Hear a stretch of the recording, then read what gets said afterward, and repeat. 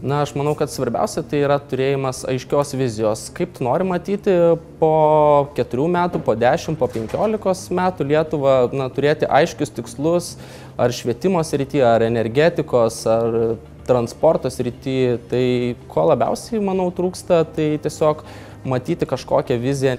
Iš tiesų, turbūt niekas nesuabejos, kad didžiausias iššūkis politikams, ypač dabartiniai valdžiai, yra būsimas referendumas dėl žemės pardavimo. Čia reikės labai daug padirbėti.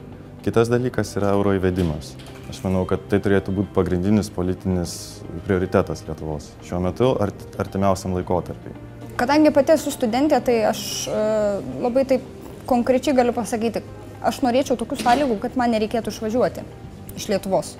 Prisimenant vieną gerą šūkį pastarojo laikotarpio, aš pasakyčiau labai prastai, tikėti Lietuvą, iš tikrųjų tikėti. Ir kartais man atrodo, kad to tikėjimo tikrai yra per mažai. Antras dalykas, tai tikrai drąsiai eiti ir į viešą gyvenimą, į politiką. Tai yra daugybė darbų dar, kuriems reikia tiesiog jaunos energijos, jaunų degančių akių.